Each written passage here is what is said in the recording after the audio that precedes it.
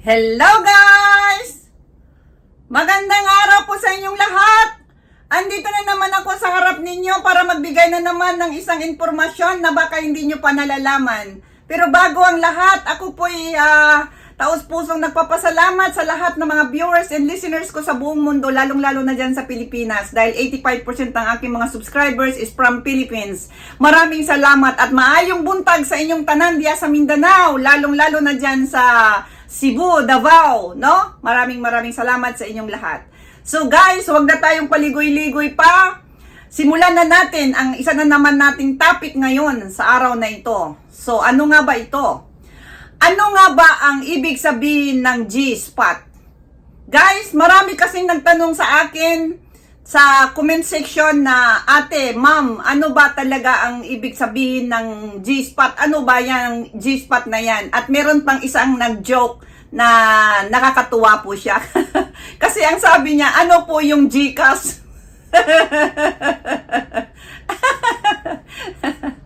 Gusto ko yan, ha? Joke yan. So, hindi po ito Gcash, kundi G-spot po ang pinag-uusapan natin, no? Pero siguro, joker lang siya, no? So, ano nga ba ang G-spot? Kaya ginawan ko na lang po kasi ilan po sila, 10 yata yung nagtanong sa akin doon sa mga tawag dito, sa mga video ko na merong topic na about G-spot ng babae, no? So, ginawan ko na lang po siya ng video para naman pang salahatan na rin. So mga sa hindi pa nakakaalam kung ano nga ba talaga ang G-spot at saan ba ito, nasaan ba ito ang G-spot na ito.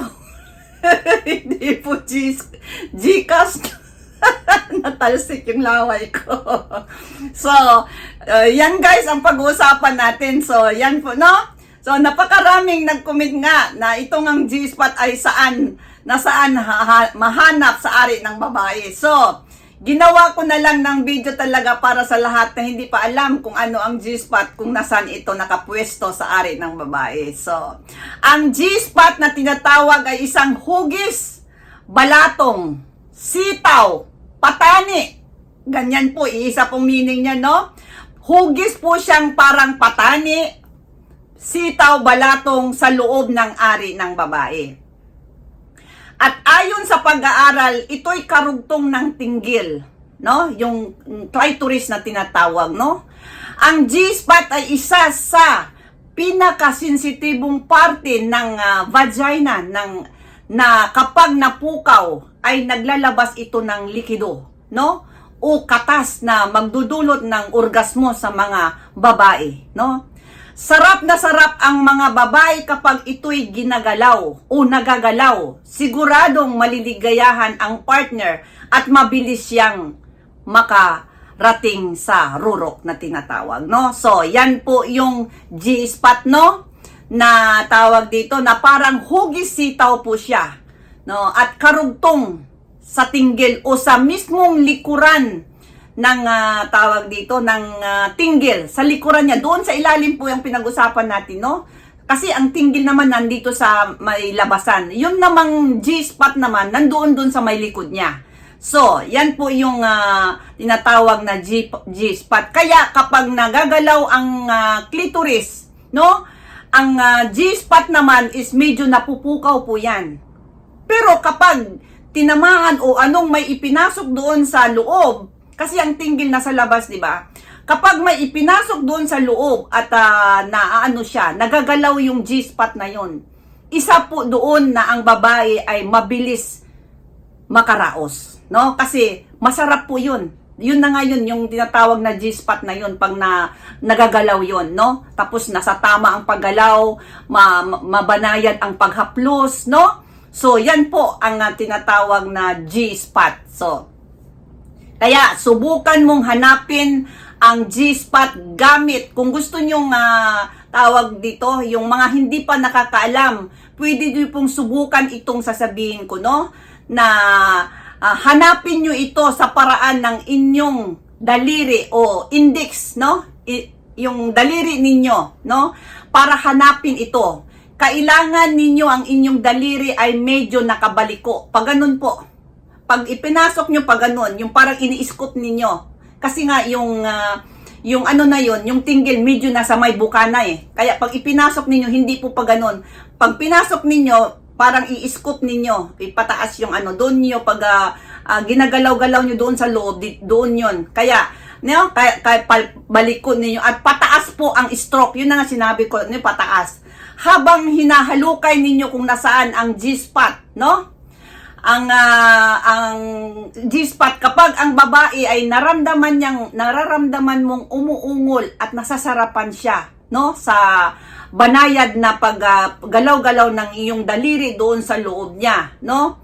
Ang ibig po sabihin ay tawag dito, tama po yung ginagawa ninyo, at yun po na alam nyo kung nasaan na yung G-spot na yun, kasi ang magpapatunay yung babae na habang kinakalikot mo doon sa likod, sa loob ng ano niya, ng ari, maramdaman niya po yun. At saka makikita nyo naman ang ayos ng ano ng babae, no? Dahil nakamulat naman kayo, hindi naman kayo nagtatalik. Makikita mo yung babae habang ginagawa mo sa kanya, na kung ano yung reaction niya. Kasi kapag ang babae hindi po siya naliligayahan, hindi po siya magre-react. Kaya pag pinaikot-ikot mo yung daliri mo doon, o ano, ilang daliri ba o dalawang daliri bang ilalagay mo, tapos nakita mo na parang umuungol na po ang isang babae, ay wag mo na po siyang anuhin, wag mo na po siyang itigil, no?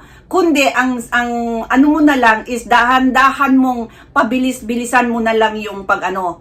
Pero sa una, banayad po guys, ano, habang hinahanap nyo yung G-spot na yan, banayad lang po sa una. Kasi pag ano na, yung tawag dito, bilisan nyo na kaagad, ay hindi nyo pa alam kung doon ba yun. Kaya natural, masasaktan yung babae. Kaya pagpasok ng ano ninyo, daliri ninyo doon sa loob, hanapin nyo muna ng banayad. Parang hinahaplos-haplos lang ng kamay ninyo doon, no? Tapos pag nakita nyo na yun na nga ang reaksyon ng isang babae na para siyang nasasarapan, umuungol po siya, ay tama po yung ginagawa ninyo. Kaya habang umuungol na siya at makita nyo na talagang naliligayahan talaga, ay doon na, parausan nyo na, para palabasan nyo na siya po, no? Ang ibig kong sabihin. Huwag nyo nang itigil, huwag nyo nang ilabas yung ano ninyo, yung daliri ninyo, at bubulusok na yon, puputok na po siya, no? Kasi kapag yun talaga ang na-touch ninyo, nagalaw ninyo, tuloy-tuloy na po yung ligaya niya na mararamdaman. Kaya,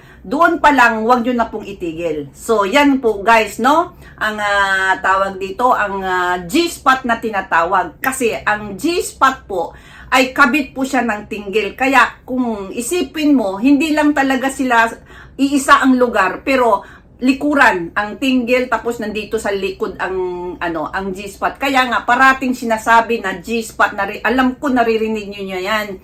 Pero yun nga lang siguro binabaliwala ng iba kaya hindi nila alam. Pero alam ko meron ding mga nakakaalam, no? Meron din, lalo na yung may marami ng mga experience sa sexual na aktibidad, siguro naman alam na nila. So meron din naman yung mga incoming na mga baguhan na wala pa gaanong experience. So meron din talagang hindi nila alam na meron pala itong, nag-i-exist pala itong ganitong G-spot na ito. Ano ba ito? Kaya isa po yan sa pinaka-espesyal na sensitibong parte ng babae, na kapag yan ay ginagalaw o nagagalaw, talagang pwede na kaming makaraos dyan sa lugar na yan. So, ayan po guys, sana meron kayong natutunan sa G-spot na to, hindi po Gcash, no? So, maraming salamat sa araw na ito. At doon sa hindi pa nakapag-subscribe, humiling po ako ng kaunting pabor na subscribe ang maliit na channel ni Ate Estela ninyo. At pakiclick na rin ang notification bell para susunod, tawag dito, makikita nyo ang aking, tawag dito, ang aking mga video na i-explore. Maraming salamat po sa araw na ito.